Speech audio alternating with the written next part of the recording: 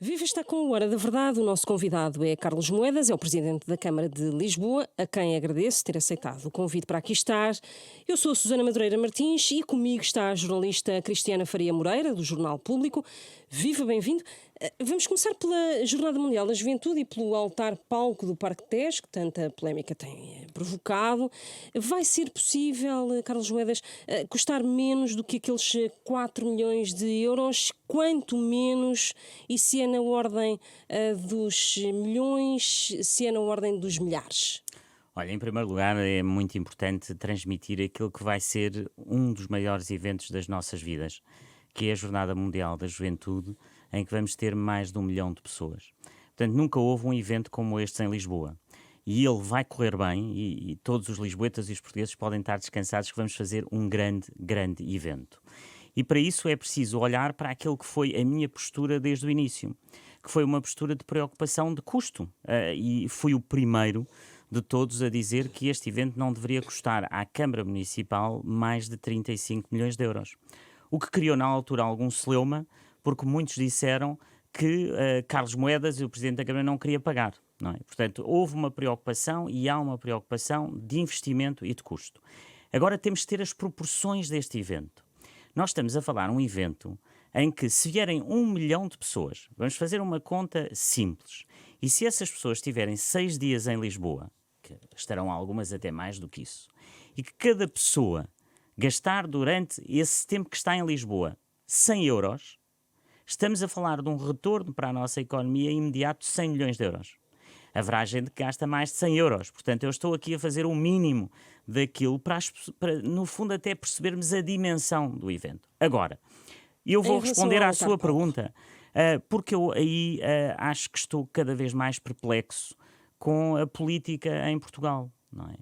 Porque foi a politização de algo que nunca deveria ter sido politizado. Foi a politização de um evento desta natureza, um evento em que todos os protagonistas lá estiveram em 2019, eu não estava lá, e de repente há uma politização total do evento. O que é que eu quero dizer com isto? Quando nós olhamos para aquilo que era o custo que veio aqui a tornar-se o problema dos 4 milhões ou dos 5 milhões, ao mesmo tempo, o governo abre um concurso para casas de banho, ecrãs e iluminação por 8 milhões de euros. Então, o ponto eram os 4 milhões ou 5 milhões do altar? Desta infraestrutura que vai ficar, repare, destes 35 milhões que eu estou a falar de investimento da Câmara de Lisboa, mais de 70% vai ficar para a cidade. Nós estamos a falar em transformar toda uma zona da nossa cidade para melhor. Sim, Uma zona da nossa cidade que vai ficar muito melhor. Portanto, nós certo. estamos aqui a Mas em falar num relação ao investimento. altar-palco, se pudesse responder à questão sobre se é possível de facto baixar aquele custo e se, por exemplo, a Mota Gil, que tem um contrato assinado com a Suru, se entende que isso é possível também. Olha, em primeiro lugar, nós fizemos algo que foi para além do que a lei nos obrigava. Nós não fizemos uma adjudicação direta normal. Nós fizemos uma consulta a várias empresas do mercado, negociámos os preços dentro daquilo que era um caderno de encargos, que é normal que haja numa. Nós estamos aqui a receber o Papa.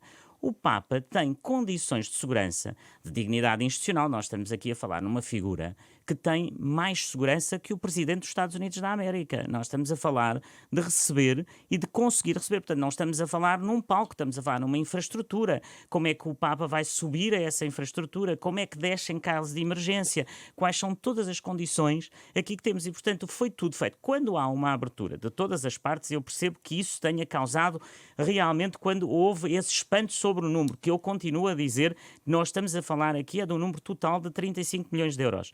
Mas há um espanto sobre o número, há uma Uhum. capacidade de dizer que se deveria rever.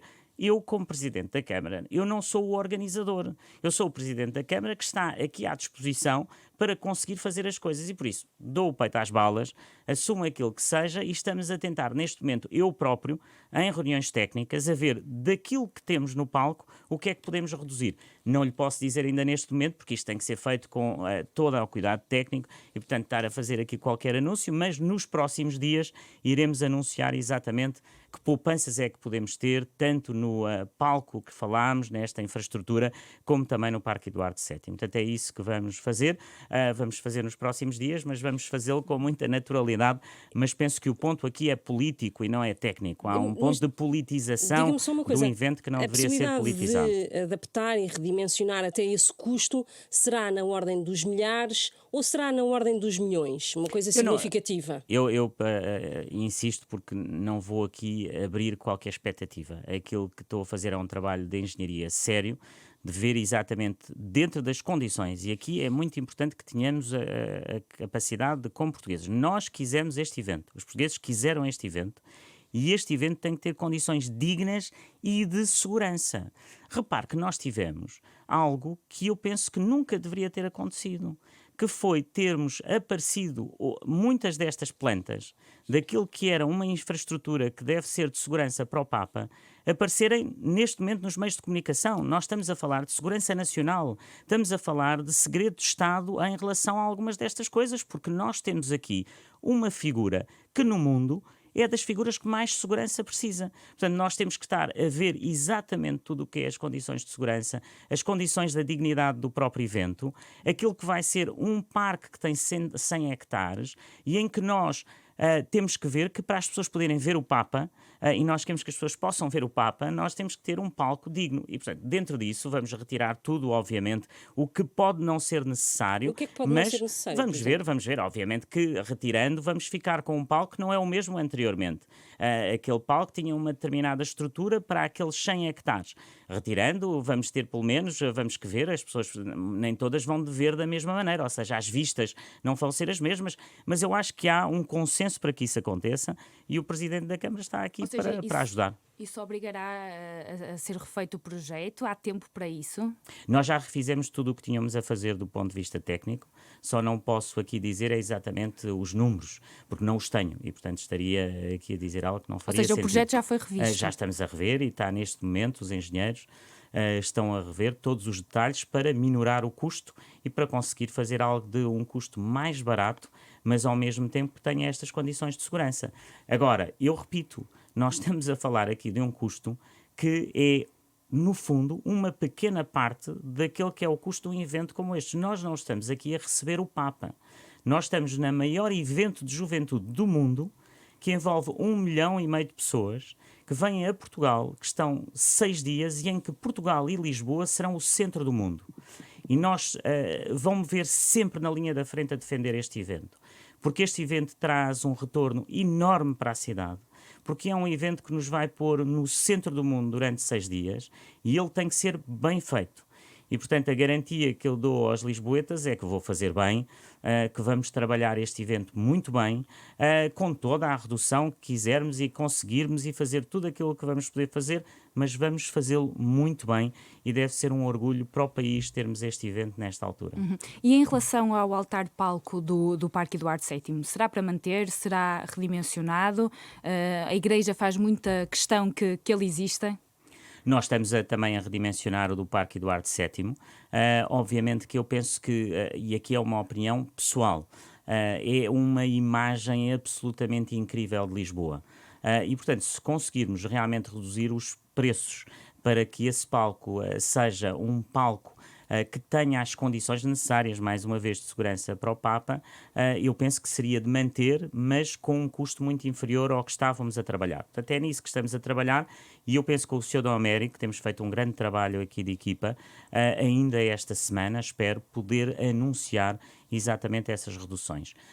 Mas neste momento não o posso fazer porque as equipas técnicas estão a fazer, isto tem que ter medições, tem que ter avaliações para conseguirmos reduzir o máximo e é isso que vamos fazer e anunciá-lo em conjunto. Aliás, vamos fazê-lo, deixo já aqui isso em primeira mão, com o Sr. Dom Américo a guiar, eu próprio faremos uma conferência de imprensa, falaremos com os jornalistas exatamente para Ainda esta apresentar semana? esses resultados. Vamos tentar fazer ainda esta semana, se tivermos todos os valores, mas é esse o objetivo, era que fosse ainda esta semana. O palco do Parque Eduardo VII está fora de causa não existir. E neste momento a ideia e aquilo que temos falado é conseguir reduzir ao máximo os custos desse palco. Se conseguirmos ter uma redução que seja significativa, a minha opinião, e penso também do Sr. Dom Américo e de todos, e portanto isto é uma opinião conjunta, é que deveríamos manter também esse palco, até para que as pessoas se possam movimentar, não fiquem sempre no mesmo sítio. Tudo isto também tem aqui toda uma parte de mobilidade, de segurança na cidade que é importante e, portanto, não pode ser visto apenas como o querer ou não querer um palco. Temos que ver como é que as pessoas se vão movimentar, de onde é que vêm, para onde é que vão. Tudo isso tem que ser feito e, portanto, está a ser feito e nós Será estamos uma a falar. estrutura para acolher quantas pessoas? Nós estamos aqui em números que podem ir de 1 milhão a 1,5 milhão de pessoas na cidade. Não, No Parque Eduardo VII estamos a falar à volta de 700 mil pessoas. E, portanto, estamos a falar de números que nunca foram vistos em Lisboa. E, portanto, isso exige um trabalho. E foi isso que eu, desde o início... Lembram-se que no início, quando disseram o Carlos Moedas não quer pagar, houve uma série de discussões. Aquilo que eu queria era saber o que é a responsabilidade da Câmara Municipal. E fui o primeiro a querer escrever esse memorando com o Governo, que era um memorando em que cada um sabia exatamente aquilo que fazia. E neste momento, depois de termos feito esse memorando, nós sabemos exatamente qual é a responsabilidade da Câmara Municipal. Na Câmara Municipal, a responsabilidade é nossa. Somos nós que fazemos.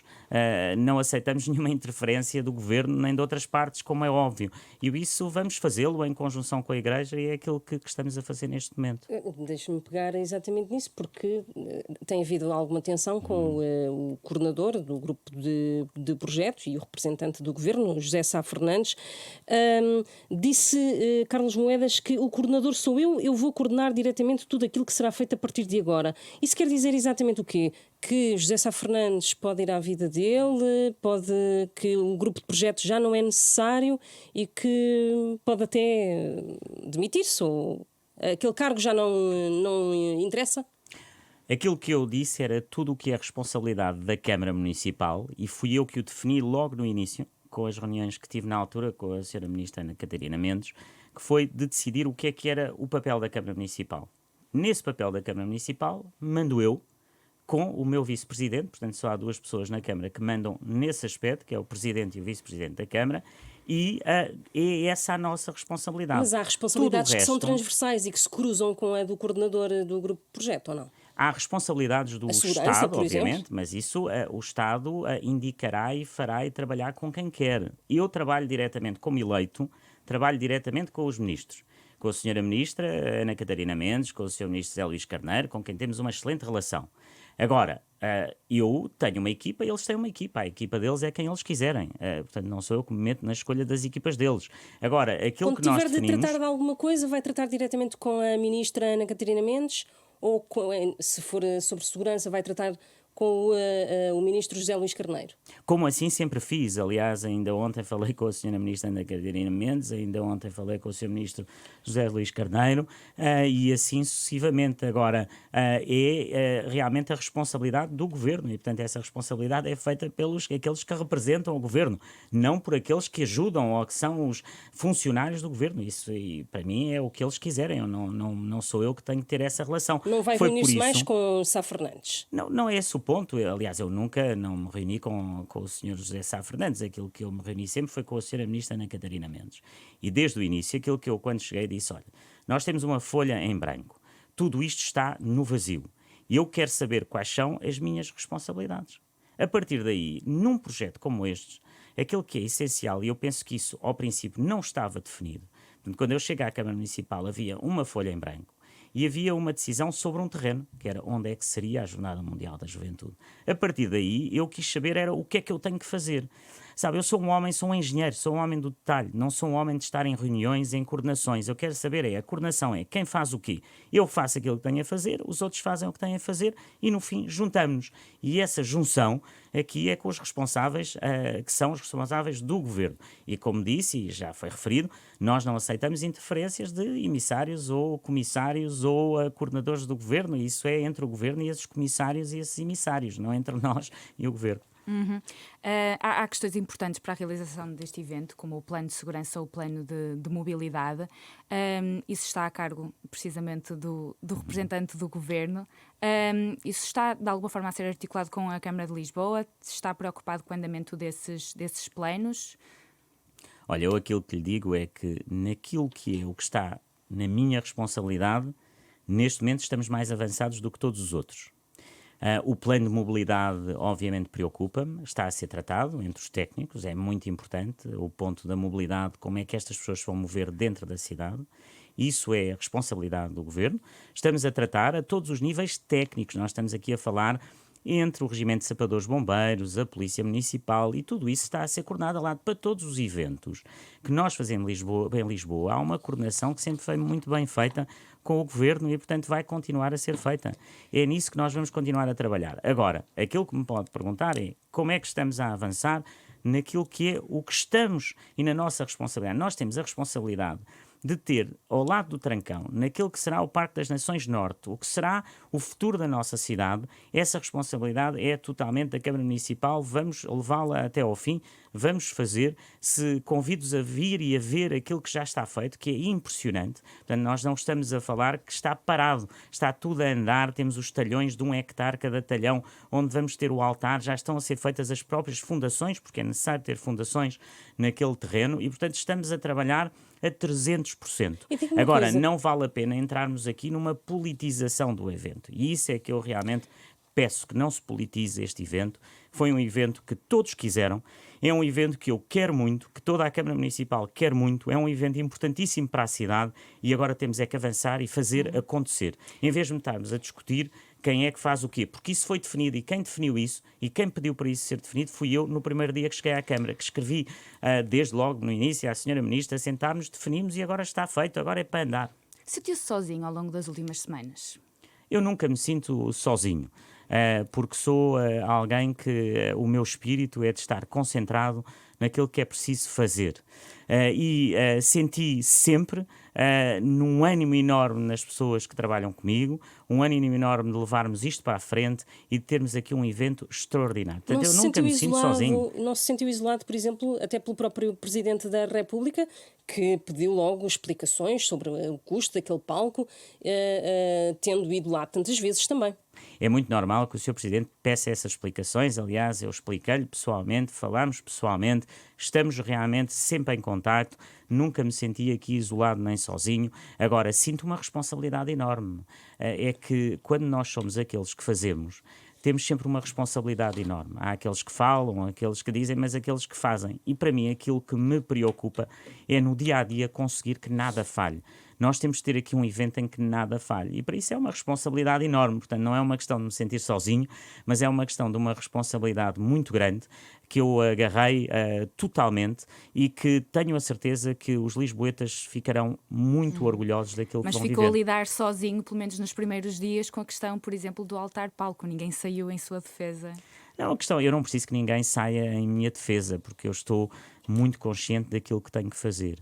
E, portanto, a minha primeira reação foi: vamos tentar reduzir os custos, vamos sentar com os engenheiros, vamos trabalhar nesta redução de custos e, portanto, esse é o meu papel. E, portanto, o meu papel é, claro, é realmente realizar este evento. E eu vou realizá-lo e vamos realizá-lo muito bem. Portanto, é isso, nunca me senti sozinho. Acho que eu não levo isto, eu trouxe para a política também uma maneira diferente de encarar a política, de não politizar as coisas, estar com as pessoas, resolver os assuntos. E, portanto, é o que estou a fazer, é resolver se o assunto é um assunto que criou na sociedade portuguesa e que realmente houve uma politização, agora é resolver, encarar e dar o paito às balas. E, portanto, nesse aspecto, os lisboetas conhecem-me e sabem que é aquilo que eu faço todos os dias, não só neste assunto, mas também em tantos outros assuntos da nossa cidade. Em relação à segurança, deixe-me perguntar-lhe se confirma de facto que nesses dias da jornada vai ser necessário fechar fronteiras e se isso já está fechado, já está decidido. Olha, isso é uma pergunta que tenho que fazer ao Ministro da Administração Interna. Eu penso que tudo isso é a segurança do próprio Estado. Nós temos que ter aqui uma segurança máxima das pessoas que entram e que saem do país nessas alturas e não é uma questão da Câmara Municipal, é uma questão de receber... Mas há que ter uma opinião, não é? A minha opinião é que vamos ter que ter um controlo apertado, de ver exatamente, porque nós estamos aqui numa situação que obviamente não é para assustar, nem deve assustar ninguém, porque é uma situação de alegria e também porque nós conhecemos bem, eu próprio já estive nas Jornadas Mundiais da Juventude há muitos anos atrás e, portanto, é um ambiente muito positivo, é um ambiente muito bom para a cidade, mas há que ter cuidados, obviamente, temos uma figura Mas o normal será que as fronteiras fiquem fechadas nessa altura? Isso é uma decisão que o Ministro da Administração Interna terá que tomar. Eu, obviamente, posso dar uma opinião, mas nunca iria interferir numa decisão de um Ministro de Estado do nosso país. Isso é uma decisão que ele tomará, obviamente, com os inputs de todos, mas não seria uma coisa que eu revelaria aqui sem falar com ele primeiro. Sim. mas a sua opinião é que deve haver um controle, não é? Sem dúvida, mas esse controlo é um controle que deve existir exatamente pela dimensão do evento. Nós estamos a falar de um evento como nunca houve em Portugal e, portanto, há que ter todos os cuidados em relação à entrada no país de pessoas que possam ser perigosas para o evento, como em todos os eventos, mas neste é redobrado e, portanto, a atenção e o controle também deve ser redobrado. Há algum estudo feito sobre a viabilidade económica ou financeira da Jornada Mundial da Juventude? Ou seja, nós temos ouvido alguns valores, mas nada de muito concreto, dado que o país decidiu acolher um evento desta envergadura. Há algum estudo feito sobre isso? Eu penso que aquilo que nós temos os dados de Madrid, eu falei com o Presidente da Comunidade de Madrid, em que Madrid, na altura, em termos de investimento líquido, investiu 60 milhões, 65 milhões de euros e teve um retorno que foi de mais de 300 milhões. Mas a conta que eu há pouco fiz é uma conta muito simples de fazer, é que diretamente nós tivermos 1 milhão de pessoas que estejam em Lisboa durante uma semana, se elas gastassem 100 euros durante esta semana, o que é fácil, porque durante uma semana as pessoas acabam por comer, por beber, por comprar, portanto gastar 100 euros seriam 100 milhões de retorno. Se elas gastassem 200 euros eram 200 milhões. E isso é só um retorno imediato para a economia portuguesa. A criação de emprego que vai acontecer à volta do evento, a quantidade de coisas que vão acontecer à volta deste evento vão criar emprego, vão criar oportunidades para as empresas portuguesas. E, portanto, nós estamos aqui num momento que também tem uma parte económica muito importante. Não é só a questão do evento, da recepção. Aliás, o evento, eu quero que ele seja um evento, e falei muito nisto com o Sr. D. Homérico, que seja ecuménico, que tenha outras religiões, que tenha diversidade, tudo isso faz parte da nossa cidade e é importante que Lisboa esteja também na linha da frente dessa luta pela tolerância e pela diversidade. E para além disso, um retorno económico que é óbvio.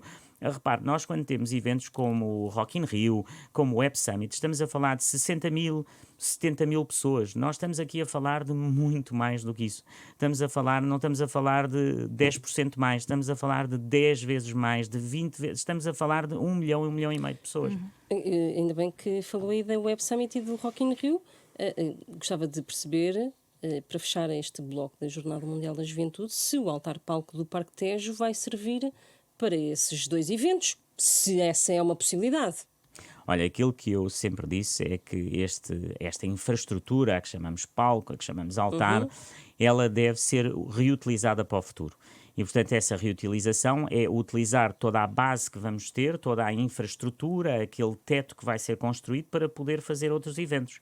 Isso é uma infraestrutura da Câmara Municipal e, portanto, a Câmara Municipal depois irá negociar com várias empresas para ver qual é aquela que permite uma utilização melhor desse futuro palco. Não vou, nesta altura, até porque não seria o momento, revelar que conversações é que tenho com determinadas empresas ou com determinados produtores que estão hoje também aqui a poder aconselhar-nos o que é que será o futuro daquele palco. Mas aquela não é só o palco, não é só a infraestrutura, é olharmos com aquilo que aconteceu quando tivemos a Expo. Nós vamos ter toda uma parte nova da cidade, uma parte nova com equipamentos, com verde, que vai estar ali e que vai estar a mudar a cidade.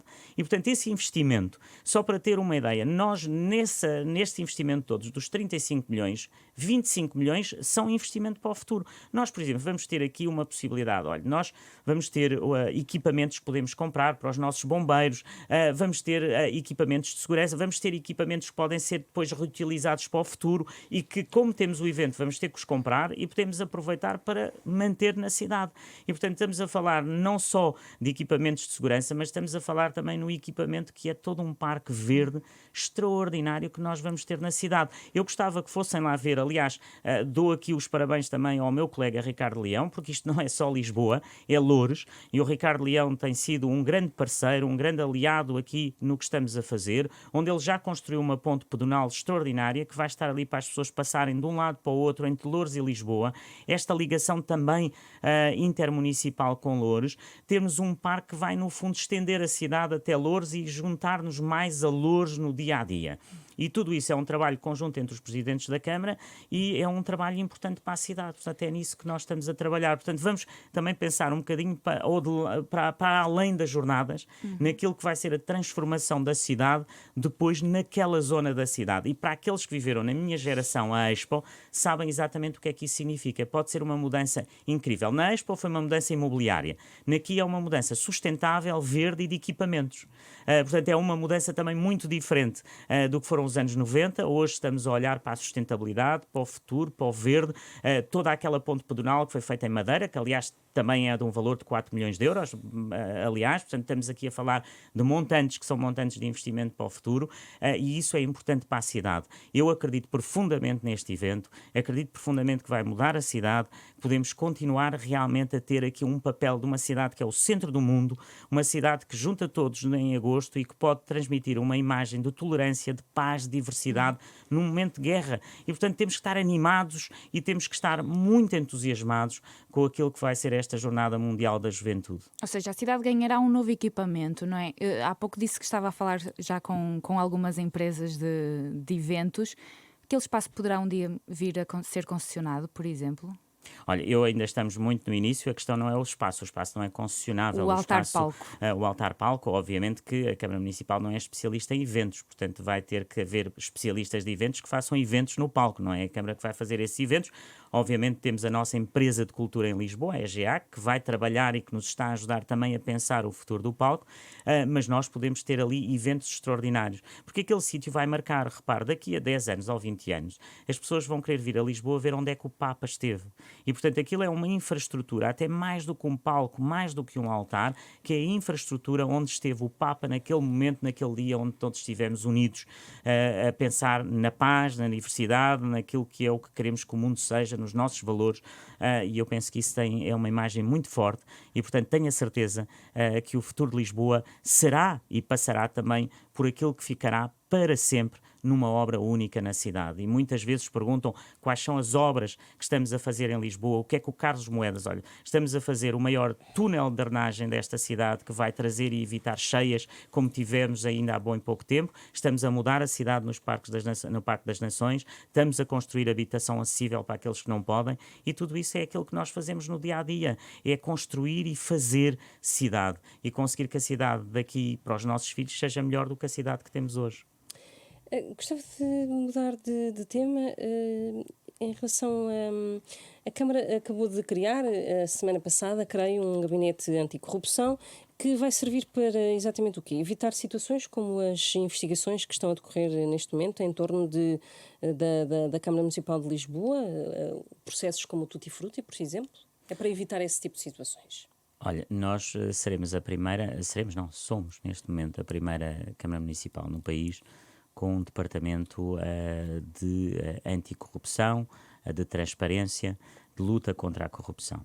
E, portanto, isso é, primeiro, um sinal muito grande que é dado pela Câmara de Lisboa de ter, pela primeira vez, um departamento que toma este assunto como um assunto daquilo que eu digo que é operacional na Câmara, que é tentar ter todos os processos para que não aconteçam situações como estas. E, ao mesmo tempo, lançámos um código de ética e de conduta para todos os trabalhadores da Câmara, que tem situações muito claras, por exemplo, se receber um presente, como é que reage, o que é que pode aceitar ou não, tudo, até às pequenas coisas. Porque a corrupção só se pode combater através de processos claros. Ou seja, aquilo que muitas vezes não existe hoje no nosso país são processos claros, são códigos claros de conduta, em que as pessoas sabem como devem reagir, em que sabem o que devem fazer, em que os processos são transparentes. E obviamente que a transparência depois também nos afeta a todos, ou seja, ao sermos transparentes também mostramos as nossas feridas. É uma espécie de antecâmara do Ministério Público, daquilo que... Não poderia, nós não somos o Ministério Público, nós criamos processos para que seja claro para um investigador aquilo que foi feito, ou seja, quais são os processos que nós temos que fazer a cada passo para que tudo seja transparente. Aliás, por exemplo, ainda neste caso das Jornadas Mundiais da Juventude, como é que todos os processos daquilo que foi a consulta às empresas, como é que eles são claros, que se sabe exatamente quem foi consultado, tudo isso e, portanto, o Departamento de Anticorrupção, de Transparência da Câmara vai tratar exatamente de montar processos na Câmara que não existiam para que isto seja totalmente claro. E eu aqui, repito, há duas maneiras e eu penso que aqui o mundo digital nos traz uma grande oportunidade no combate contra a corrupção. É que a digitalização vem trazer uma transparência enorme. Por exemplo, no Serviço de Urbanismo, e aliás este departamento está a cargo da nossa vereadora do urbanismo, estamos a digitalizar todos os processos para quando entra um processo na Câmara, essa pessoa possa ter acesso direto através de uma plataforma online e saber onde é que esse processo está. Quem é que é a pessoa que tem esse processo? Porque é que esse processo está há 4 meses e não aconteceu nada ou há 5 meses e não aconteceu nada?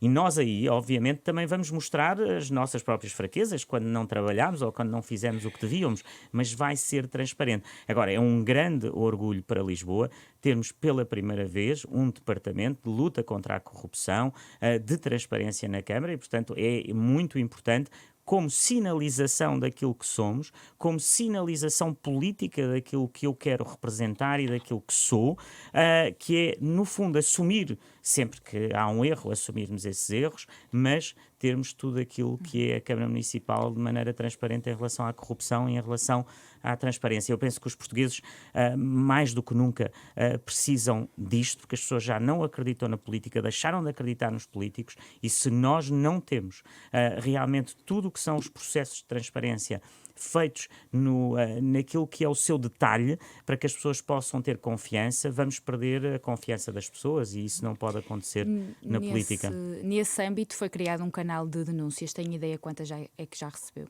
Olha, obviamente não sou eu que tenho acesso a esse canal de denúncias, nós recebemos denúncias todos os dias e essas denúncias vêm pelo canal de denúncias, mas vêm também por carta e, portanto, todas elas são tratadas e tratadas exatamente porque termos uma defesa também das pessoas que fazem essas denúncias. Eu penso que é importante que essas pessoas hoje, e daí também termos nesse canal de denúncias a proteção daquele que denuncia.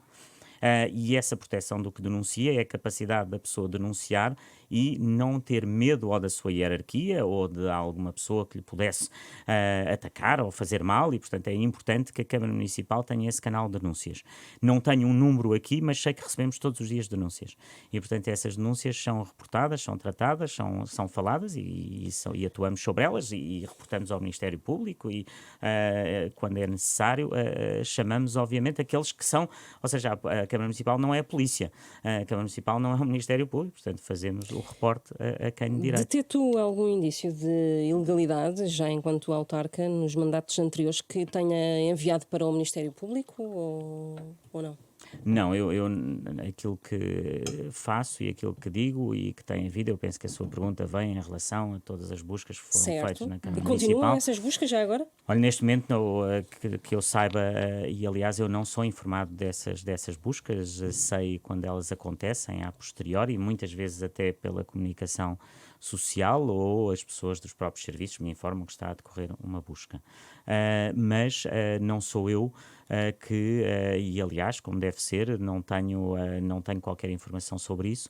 Aquilo que digo sempre é que nós estamos completamente abertos a fornecer tudo aquilo que é todos os materiais, tudo aquilo que são os documentos, todos os contratos e, portanto, temos uma abertura total e uma colaboração total com a Justiça. Mas como detectou, deve ser. entretanto, algum tipo de ilegalidade que tenha existido ou que algo que tenha estranhado mais e que tenha enviado ao Ministério Público ou que achasse que o Ministério Público podia pegar?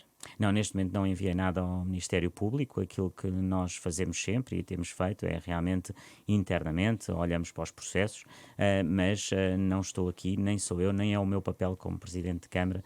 Obviamente, se encontrasse alguma coisa que estranhasse ou que tivesse alguma dúvida, enviaria para o Ministério Público, isso farei sempre, mas não é o caso neste momento. Mas essas investigações e essas buscas estão a ser feitas e foram feitas na Câmara Municipal. Neste momento não tenho conhecimento de nenhuma, mas todas as que foram feitas tiveram a nossa colaboração total. Uhum.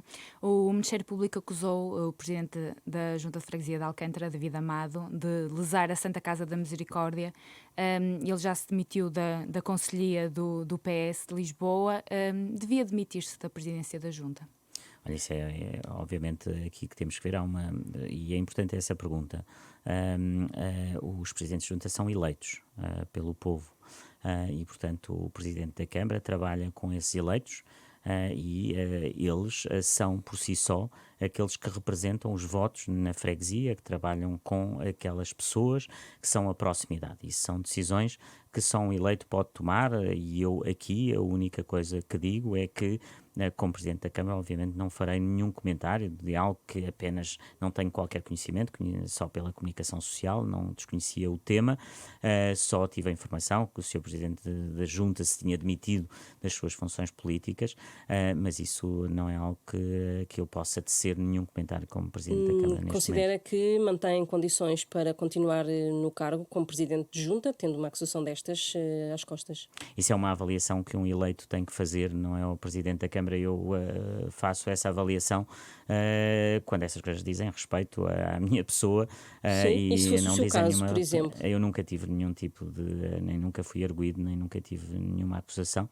portanto não se põe esse caso e, portanto, é nesse aspecto. Agora, eu penso, e isso foi dito por mim muitas vezes, que obviamente uma coisa é ser arguido e muitos presidentes da Câmara têm sido arguidos, depende exatamente sobre o que é que são arguidos.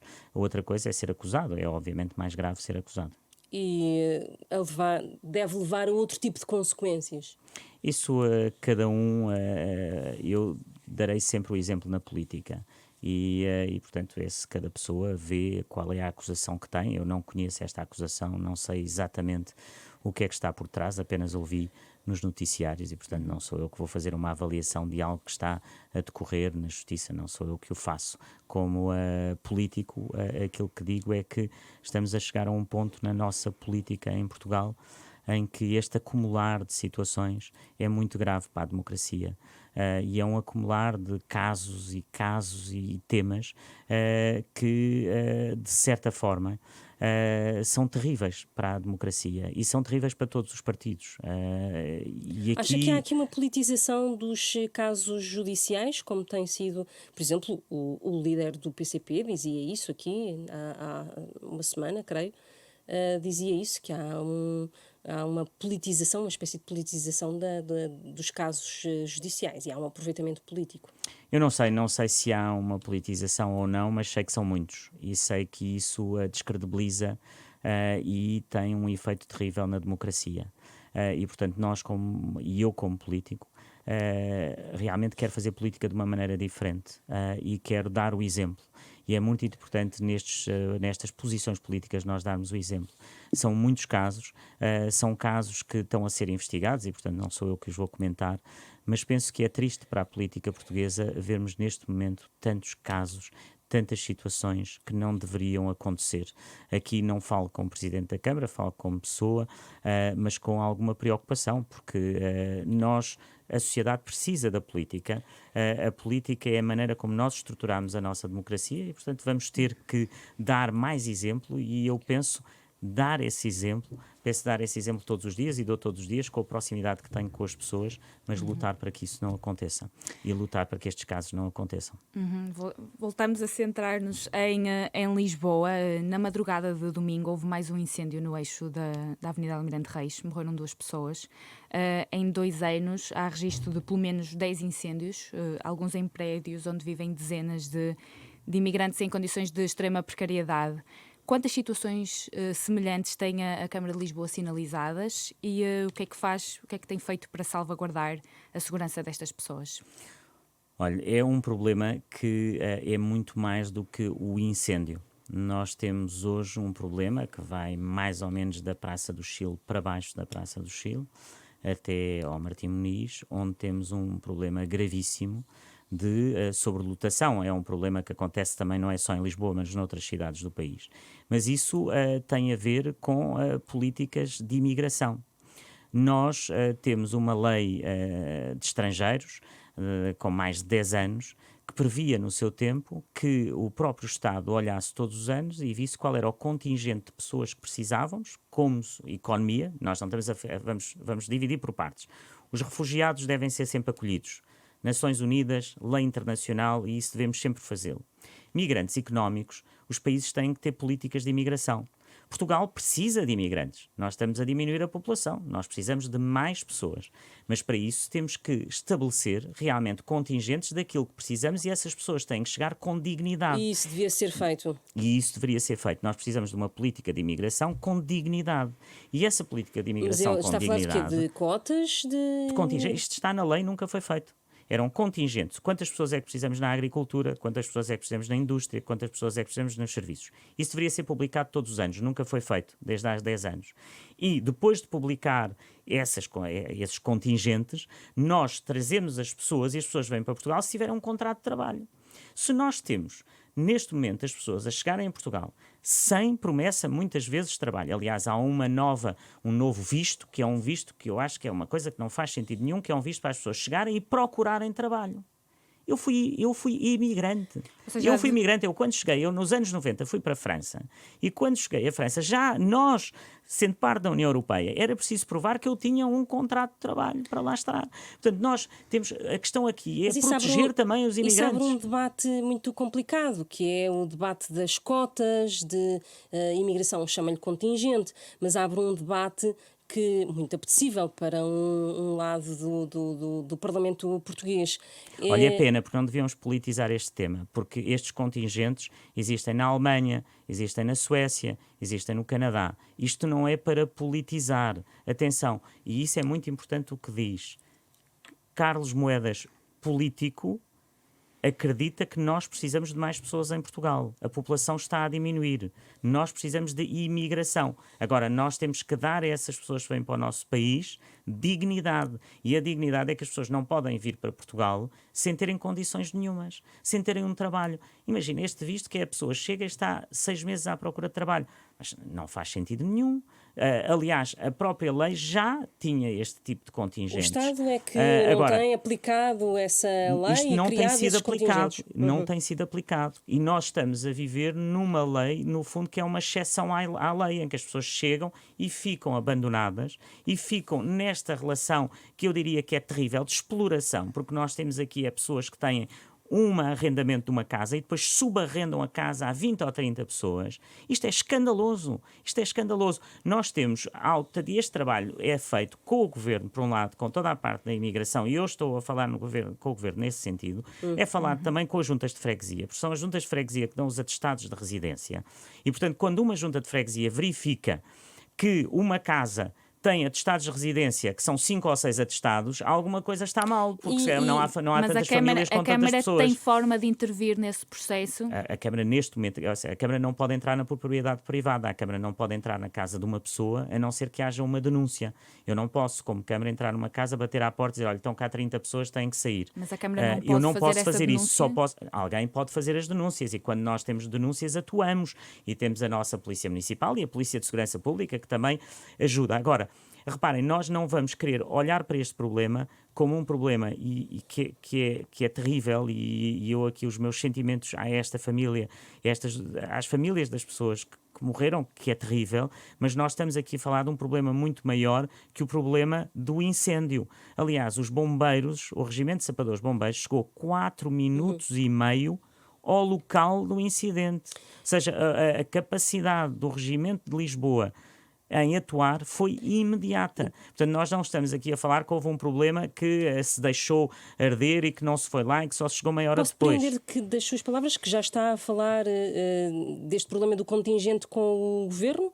Nós vamos ter, eu não estou, já é um problema que obviamente que vamos falar com o Governo, aliás, não só interna, com certeza, obviamente não sei, temos aqui eventualmente algumas diferenças, mas há algo que não temos diferença. Nós temos que ter uma política de imigração digna, nós temos que dignificar as pessoas que vêm para Portugal. E já houve algum tipo de abertura da parte do Ministro José Luís Carneiro? Nós estamos a falar sobre vários temas, trabalhamos muito bem com o Sr. Ministro José Luís Carneiro, gostava de deixar aqui claro, aliás, o Sr. Ministro telefonou-me na própria noite do incêndio, muito pouco tempo depois de eu estar no local, e, portanto, a abertura, o trabalho é muito bom entre o Presidente da Câmara e o Sr. Ministro José Luís Carneiro, que é uma pessoa que está sempre pronta a ajudar, assim como a Sra. Ministra Ana Catarina Mendes. E há abertura para esse esse contingente ou essa cota de imigrantes? E são decisões, primeiro vamos ser Estou a claros, perguntar se isso é uma questão política. Não é o que a se- abertura do governo, Não, eu não falei deste tema, estou aqui apenas a diagnosticar a situação e estou a dizer o que é que eu, como político, penso que está mal. E isso é importante que o governo olhe para esta situação. Nós não podemos ter, como nenhum país tem, uma política em que as pessoas chegam e depois estão nesta precariedade. Nós não podemos ter uma política em que recebemos as pessoas e depois elas estão ao abandono. Nós temos de ter uma política que acompanha as pessoas e que acompanha os imigrantes. Eu fui imigrante e sei o que é difícil quando a pessoa chega num país que não é o nosso. É preciso acompanhamento e, portanto, essa política é essencial. Agora, não podemos ter uma política em que qualquer pessoa entra no país sem ter qualquer vínculo. Isso não existe em nenhum país. Não existe na Alemanha, que é governada pelo SPD, que são socialistas. Não existe nos países nórdicos, que são sociais-democratas. Portanto, não estamos aqui a falar nem a politizar a situação, nem a falar. O meu discurso é totalmente a favor de imigração, no sentido dessa imigração ser um valor acrescentado para o país. Além dessas questões que acabou de mencionar, esta questão da sobrelotação das casas leva-nos ao tema habitação. Está há 1 ano e meio na Câmara de Lisboa. Por diversas ocasiões ouvimos a vereadora da Habitação, Filipa Roseta, a dizer que o modelo escolhido pelo anterior executivo para envolver os privados na construção da habitação pública não funcionou. Que modelo é que o seu executivo propõe para termos mais habitação pública para responder às necessidades das classes médias? Nós estamos a fazer o maior investimento em habitação da cidade de Lisboa desde há décadas. E essa solução que nós estamos a trazer para a habitação é uma solução multifacetada. É uma solução de construirmos nós habitação, e aí temos uma ajuda europeia única, porque temos quase 400 milhões de euros para a habitação em Lisboa até 2026 através da Europa. Portanto, obrigado à Europa, obrigado à União Europeia, e isso é muito importante. Estamos neste momento mesmo há 1000 casas, 1000 apartamentos em construção, graças ao dinheiro europeu. Mas deixe-me só terminar. Depois temos um problema que foi muito falado pela vereadora Filipa Roseta e que era importante. Nós temos 2000 fogos, 2000 casas vazias nos bairros municipais e que neste momento nós conseguimos investir 40 milhões nos bairros municipais para refazer e requalificar estes fogos e estamos a atribuí-los. Portanto, é 800 que nós estamos neste momento a refazer para poderem ser entregues, porque isto criava uma situação terrível. As pessoas nos bairros municipais viam as casas entaipadas, sem poderem lá entrar e não percebiam porque é que aquelas casas estavam vazias. E, portanto, nós temos um programa de 40 milhões de euros só para os bairros municipais. E terceiro, que eu penso que aí é também inovador, que é olharmos para aquilo que são as cooperativas. Lançámos agora uma cooperativa no Lumiar, temos 5 cooperativas. Uma medida muito à esquerda. Olhar para um terreno, oferecer esse terreno às pessoas, as pessoas com esse terreno podem construir, fica mais barato porque não pagam o terreno. E, por último, ajudarmos a famílias, não só construindo, mas ajudar as famílias a pagar a renda. E então aquilo que fizemos é, se uma família olhar para o seu rendimento e o seu rendimento, quando paga a renda, for superior a 1/3, ou seja, imagine que uma família tem um rendimento de 1000 euros, vamos dar um exemplo, e que tem uma renda de 500 euros, então está a pagar mais de 1/3 e não pode estar a pagar metade do seu rendimento, não consegue viver. Então nós pagamos a diferença, pagamos-lhe 1/3 da renda e vamos ajudar até 1000 famílias. E isso é importantíssimo. Nós não podemos estar só nós a pensar o que é que vamos construir mais, o que é que vamos fazer, mas também ajudar aqueles que têm contratos de arrendamento e que não podem pagar a renda. Através disso vamos ter mais 1000 famílias, o que não tínhamos até agora, que vamos dar esse apoio ao arrendamento. Portanto, o problema da habitação é central para a cidade. Estamos a fazer um investimento como nunca foi feito. Estamos a lutar para conseguir realmente chegar todos os meses e estamos a entregar chaves todos os meses. Nós temos, aliás, no ano passado entregámos em chaves e nestes apoios mais de 1259 famílias que nós ajudámos entre apoio à renda e atribuição de casas, que foi o mais alto desde há 10 anos. E, portanto, eu penso que nesse aspecto estamos numa luta, mas é uma luta que é sempre difícil, porque nunca é suficiente. Nunca será suficiente, mas estamos a fazer mais e mais e mais e vamos continuar a fazer mais. Mas é um problema que existe, mas é um problema que nós temos que ver sobretudo para os mais jovens que já não conseguem viver em Lisboa. E como é que vamos fazê-lo? As declarações do primeiro-ministro na entrevista à RTP, em que ele anunciou um Conselho de Ministros na próxima semana exatamente sobre habitação e que havia interesse ou que ia ser aprovado um pacote que incluía incentivos fiscais aos privados para construírem habitação. Isso é algo que o Presidente da Câmara de Lisboa acompanha. Olha, eu só acho estranho porque eu apresentei para os lisboetas e pessoas mais jovens, apresentei uma isenção fiscal que era não pagarem o IMT, não era? Era uma isenção do IMT e o Partido Socialista votou contra. Ou seja, aquilo que nós podíamos fazer, que era ajudar os mais jovens a comprarem uma casa, mesmo que fosse algo pequeno, estamos a falar de um T0, ou a iniciar, conseguir comprar a sua primeira casa e não pagar um imposto que às vezes vai aos 7 mil, 8 mil euros, foi uma proposta que eu tive e que foi chumbada, não é? E, portanto, essa era uma excelente isenção fiscal que eu gostava que o Sr. Primeiro-Ministro me ajudasse a fazer na Câmara de Lisboa. Portanto, se ele tem ideias de isenção fiscal, eu acho que também me poderia ajudar nesta, que era de efeito imediato para os lisboetas. E essa poderia ser uma medida que podia ser anunciada, por exemplo, pela Ministra da Habitação na próxima semana? Se ela o quiser anunciar, eu obviamente fico contentíssimo. Tenho pena que o PS Lisboa não tenha acompanhado, mas eu ficaria contentíssimo e era o primeiro a elogiá-la, porque penso que é uma medida muito importante para os jovens que hoje muitas vezes não conseguem aceder, as casas cada vez estão mais caras. Obviamente que não resolve tudo, mas resolvia uma parte, ou seja, era um desconto enorme naquilo que é um imposto tão alto na compra de habitação. Gostava de ir para a reta final da nossa entrevista e falar um bocadinho sobre o seu partido, o PSD. Tem-se falado muito nas últimas semanas sobre o efeito das eleições europeias, como uma espécie de vai ou racha do atual governo.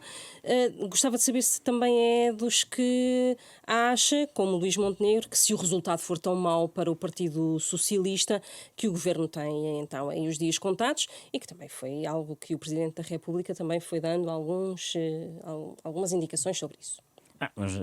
Bom, em primeiro lugar, penso que o Luís Montenegro está a fazer um excelente caminho e está realmente a fazer algo que nunca se via, ou há muito tempo não se via na política e não se via no próprio PSD, que é chamar a sociedade civil, que é andar pelo país, ouvir as pessoas e a fazer um trabalho que eu diria que é importantíssimo para os partidos. E, portanto, nesse aspecto, o PSD está a construir o seu caminho e é um caminho que eu fazia aqui um grande elogio ao Luís Montenegro. Em relação àquilo que eu vejo é um governo que está com um desgaste grande depois de tantas semanas, de tanto que lhe aconteceu e, portanto, esse desgaste é claríssimo em relação a um governo que está com uma maioria absoluta, que agora está com um desgaste de uma série de eventos, de casos que foram acontecendo. E, aliás, mostra bem depois, quando de repente a politização da Jornada Mundial da Juventude, para fecharmos como começámos, não é? De repente passa-se de casos do governo. Pode ser um marco, as eleições europeias, de facto, para a existência deste governo de maioria absoluta. As eleições europeias, eu penso que elas são muito importantes e devem ser levadas muito a sério, porque nós temos aqui uma oportunidade de ter uma palavra na Europa e de reforçarmos aquilo que é o papel do PSD, que tem um excelente grupo parlamentar na Europa, e isso é importante para o país. Agora, o que é que vai sair daí, o que é que vai acontecer, eu deixo isso para os analistas políticos, para os líderes partidários. Eu sou o Presidente da Câmara de Lisboa e, portanto, não sou eu que faço análise e especulação política, e o que faço é tratar dos lisboetas todos os dias, e hoje temos 70 mil lisboetas que não pagam transportes públicos gratuitos, que é uma mensagem muito importante e que hoje é das coisas que as pessoas mais apreciam, algo que toda a gente pensava que seria impossível. Hoje temos 9 mil pessoas que têm um plano de saúde para os mais de 65 anos gratuito, e é isso que as pessoas querem saber. E eu penso que deveríamos falar mais nisso do que na política da política. Mas deixe-me falar insistir na política das na pessoas. sua veia de militante do PSD, que pronto, não saiu, não é? Para falar sobre o Chega e depois do Congresso do Chega e de André Ventura ter na prática desafiado o PSD e Luís Montenegro para um entendimento com vista a um eventual governo de direita, para a frente, quando houver eleições. Muitos companheiros seus pediram para uma clarificação sobre esta relação do PSD com o Chega. Jorge Moreira da Silva foi um deles. Também acha que devia haver essa clarificação? Penso que, no fundo, aquilo que tem que haver é um alargar da base daquilo que é o PSD. E esse alargar da base vem de ir buscar muitas pessoas que estão descontentes ao centro e pessoas que estão descontentes à direita. E, portanto, aquilo que o PS tem que fazer é o trabalho para ir buscar muitas pessoas. Porque, repare, os eleitores do Chega são, sobretudo, pessoas muito descontentes. Olha, que estão descontentes com a corrupção, que estão descontentes com a falta de transparência, que acham que os políticos são todos iguais. E nós não somos todos iguais. Eu penso que aí o maior papel que o PSD tem é mostrar que não somos iguais. E se nós não somos iguais, muitas dessas pessoas virão votar no PSD, porque essas pessoas não estão a votar de maneira ideológica no Chega. Elas estão a votar porque já não acreditam. Porque já não acreditam que os políticos possam ser confiáveis. E, portanto, esse é o primeiro passo. E esse é o passo mais importante. Obviamente, eu posso falar da minha experiência em Lisboa. Nunca tive e nunca quis nenhuma coligação com o Chega. Aliás, como eu costumava dizer, o Chega, nem eu nem o Chega, nem eles queriam, nem eu queria. E, portanto, da minha experiência, aquilo que foi importante foi realmente alargar a capacidade de dizer às pessoas: eu estou aqui para fazer política para as pessoas e com as pessoas, sejam elas ao centro, e muitas que votaram em mim eram do centro, e muitas pessoas que votaram em mim até eram do Partido Socialista, e outros eram mais à direita e que estavam descontentes, mas viam em Carlos Moedas a capacidade de trazer alguma mudança. E é isso que nós temos que construir, não é estarmos a falar do Chega, a falar deste ou daquele, é o que é que o PS... Certo. E esse é o que o Luís Montenegro está a fazer, estando no terreno, mas estando ainda com não as pessoas. clarificou exatamente a relação com o Chega, ou já clarificou, no seu entender? Eu acho que isso é um ponto que só o líder é que pode clarificar. Agora, a relação com o Chega é a relação que temos com todos os outros partidos. Aquilo que eu quero saber é o que é que o PSD pode trazer de novo, o que é que o PSD é como a alternativa confiável, o que é que os políticos do PSD têm de diferente. E os políticos do PSD, e eu represento de certa forma também essa nova geração, aquilo que é importante neste momento é realmente mostrarmos que não somos iguais aos outros, porque as pessoas estão fartas disso. Portanto, não é uma questão do Chega, eu não tenho que falar do Chega, nem tenho que fazer comentários sobre o Chega. Já falou muito no Congresso do PSD, falei, com certeza. Foi uma das vozes, aliás, foi, creio que a única que, não sei se foi no último, se foi no penúltimo, em que foi a voz que mais se opôs a que houvesse um entendimento com o Chega e que isso devia ficar claro. Mantém aquilo que disse, imagino. Eu não tenho nenhuma coligação, nem nunca tive com o Chega, portanto a minha posição não é clara em relação àquilo que foi em Lisboa, aquilo que construímos. E mostramos que era possível, repare, que nós em Lisboa mostramos que era possível, com uma coligação de vários partidos, que não incluíam nem o Chega nem a Iniciativa Liberal, que era possível ganhar eleições. E que é possível governar a cidade. E não tínhamos nem a Iniciativa Liberal, nem o Chega. Portanto, se quiser, até podemos dizer que se conseguiu realmente em Lisboa provar que poderíamos trazer realmente novos tempos à política, uma maneira de fazer diferente. E, portanto, é isso. Agora, eu penso é que todas essas pessoas que votam em partidos como o Chega, a grande parte dessas pessoas não votam no partido, votam porque estão descontentes. E, portanto, essas pessoas, e todos devemos respeitar, todos os votantes, todos aqueles que são os votantes em todos os partidos. O que nós estamos aqui a perguntar é se de facto o líder do PSD devia assumir um afastamento marcado do Chega. Isso tem que marcar uma entrevista com o líder do PSD e ele dirá. Eu penso é que parece-me importante neste momento para o PSD não focalizar o seu discurso nos outros partidos, focalizar naquilo que está a acrescentar, focalizar aquilo que está a fazer na sua plataforma a acreditar, aquilo que está a fazer no Conselho Estratégico Nacional, as pessoas que nunca tiveram na política que se estão a aproximar do PSD, os militantes e os não militantes, mas sobretudo a sociedade civil por esse país fora. É isso que o PSD se tem que focalizar, não é nas discussões do outro partido, da Iniciativa Liberal, do Chega, do Partido Comunista, do Bloco de Esquerda. É isso. Nós temos que nos focalizar naquilo que é a política para as pessoas e fazer essa política para as pessoas. Repare, e acha que isso as tem políticas que tenho em Luís Lisboa, Montenegro. as políticas que tenho em Lisboa, muitas delas foram exatamente isso. Olhe o plano de saúde. Muitos diziam, não, mas não pode ser porque é os privados e é o público. As pessoas querem um plano de saúde. Estão-se a borrifar se é público ou se é privado, querem um plano de saúde e isso é extremamente importante. E seja os transportes públicos gratuitos. A grande discussão era se era de esquerda ou de direita. Não, é uma medida extraordinária para as pessoas. É uma medida para as pessoas não pagarem transportes públicos. Portanto, não é de esquerda nem de direita, é das pessoas. E é isso que o PSD deve representar. Eu represento isso numa coligação de vários partidos independentes e é isso que estamos a fazer. Estamos realmente num ano. Eu só queria terminar com isto. Eu prometi aos lisboetas que ia fazer 12 grandes projetos. Desses, 8 estão em fase de construção e muitos deles, como é o caso dos transportes públicos gratuitos, como é o caso do plano de saúde, como é o caso do plano de drenagem, estão a ser realizados. Nós realizamos num ano muito mais do que muitos outros que estiveram tantos anos, durante 14 anos, e não realizaram nem metade da metade do que nós já realizámos em Lisboa. Até ao final do ano vai haver construção pública municipal nova em Lisboa.